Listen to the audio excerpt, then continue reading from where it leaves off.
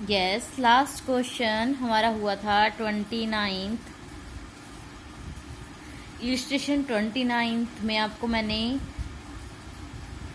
Adjustment entry करना बताया था, जिसमें don't want to distribution profits and don't transfer general reserve in capital account था।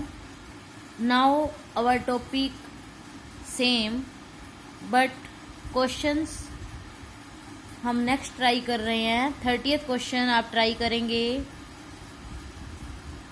31st देखेंगे। यहाँ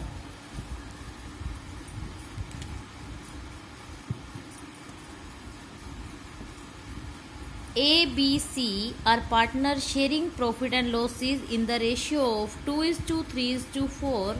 They decided to share future profit and losses in the ratio of 4:3:2. A, B, C 2:3:4 में पहले profit share कर रहे हैं। Profit और loss का उनका ओल्ड रेशियो जो है वो 2:3:4 है।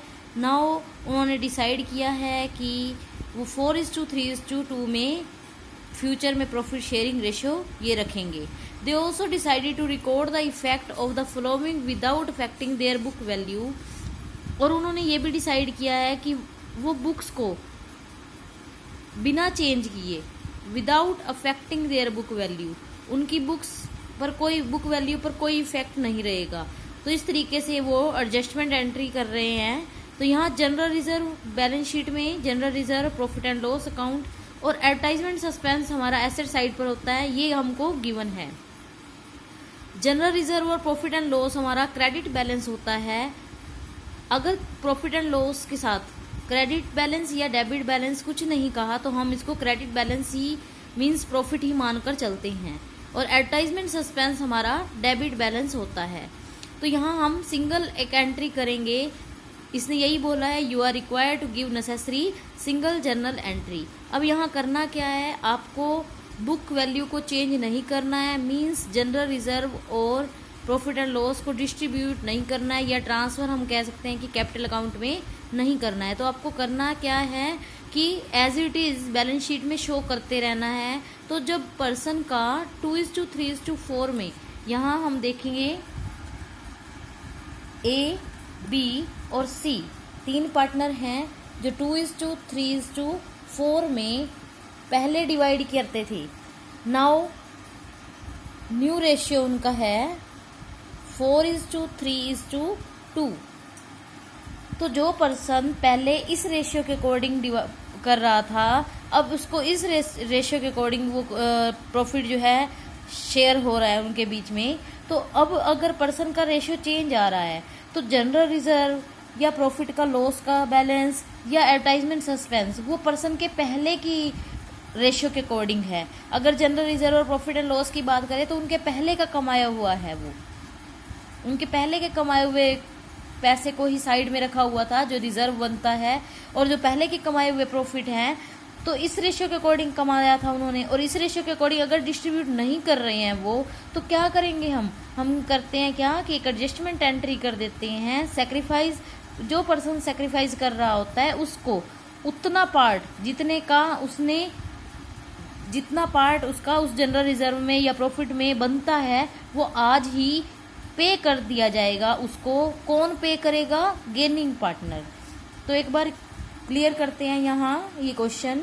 तो जनरल रिजर्व का हमारा जो बैलेंस है वो 40,000 है। आपको पता है जनरल रिजर्व जो है वो क्रेडिट बैलेंस होता है। और प्रॉफिट एंड लॉस का जो हमारा बैलेंस है वो कितना है? 20,000 है। प्रॉफिट एंड लॉस का अगर कुछ नहीं बोला तो क्रेडिट ही होगा। और डेबिट बैलेंस है हमारा एडवर्टाइजमेंट सस्पेंस का, क्योंकि एडवर्टाइजमेंट सस्पेंस हमारे डेफर्ड रिवेन्यू एक्सपेंडिचर, ये हमारा क्या होता है? डेबिट बैलेंस ही होता है। तो यहाँ 15,000 हमारा सस्पेंस चल रहा है, अभी पे जो है करना पड़ेगा हमको। ये हमारी इनकम का सोर्स है, ये हमारा एक्सपेंसेस हैं। तो 60,000 में से जब हम क्रेडिट का टोटल करने के बाद डेबिट वाली अमाउंट उसमें से लेस कर देंगे, ये डेबिट है तो इसलिए माइनस होगा। तो यहाँ क्या हो जाएगा? 60 - 15 45,000 जो है वो क्रेडिट बैलेंस बनता है। तो 45,000 जो है वो नेट इफेक्ट रहेगा कि जो भी क्रेडिट और डेबिट में से लेस करने के बाद। तो 45,000 का आप क्या करेंगे, यहाँ पर 45,000 को हम सेक्रीफाइस और गेन के अकॉर्डिंग पार्टनर्स में डिवाइड कर देंगे। मीन्स जो पार्टनर गेन कर रहा है वो आज सेक्रीफाइस होने वाले पर्सन को, सेक्रीफाइस करने वाले पर्सन को उतनी अमाउंट जितने का उसका सेक्रीफाइस हुआ है और जितनी अमाउंट उसकी पहले वाले रेशियो के अकॉर्डिंग जनरल रिजर्व में और प्रॉफिट एंड लॉस में उसका शेयर था, वो चीज़ जो है वो आज पे कर देगा उसको। नाउ वी कैलकुलेट सेक्रीफाइस और gain ratio. Formula old ratio minus new ratio 2/9, 3/9 and 4/9। यहाँ 4/9, 3/9 और 2/9 हमने ओल्ड रेशियो को लिख दिया, यहाँ न्यू रेशियो को लिख दिया। Old ratio minus new ratio करेंगे तो ए का 2/9 minus 4/9 is equal to minus 2/9। LCM 9 आ जाएगा। तो यहाँ ये पर्सन गेन कर रहा है। सेकंड बी का 3/9 माइनस 3/9 सेम 0 आ जाएगा। बी जो है ना तो गेन कर रहा है ना ही सेक्रीफाइस कर रहा है। सी का क्या है 4/9 माइनस 2/9, तो क्या हो जाएगा 2/9, ये सेक्रीफाइस कर रहा है।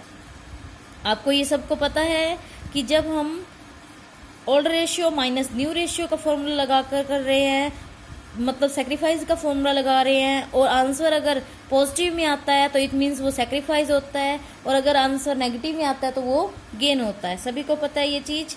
तो यहाँ हम 2/9 के अकॉर्डिंग जो अमाउंट हमारी नेट इफेक्ट आया था 45,000 का, उससे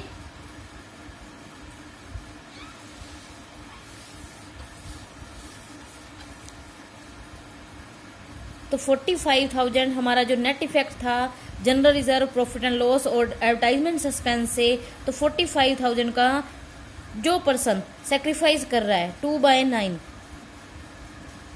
10,000 जो है वो उसको रिसीव हो जाएंगे, और जो पर्सन गेन कर रहा है उसको पे करना पड़ेगा। तो जो पर्सन गेन कर रहा है उसको आज पे करना पड़ेगा, तो उसकी कैपिटल डेबिट होगी क्योंकि वो पे कर रहा है। तो यहाँ हमारा होगा एज कैपिटल डेबिट, और बी का कोई केस नहीं है क्योंकि बी ने ना सेक्रीफाइस किया ना गेन करा है। तो सी का केस है, तो सी की कैपिटल जो है वो सी ने सेक्रीफाइस किया, तो सी की को अब रिसीव होगा, तो सी का कैपिटल अकाउंट जो है वो क्रेडिट हो जाएगा। तो यहाँ 10,000 से ये डेबिट एंड 10,000 से ये क्रेडिट, मीन्स ये पर्सन इसको दे देगा।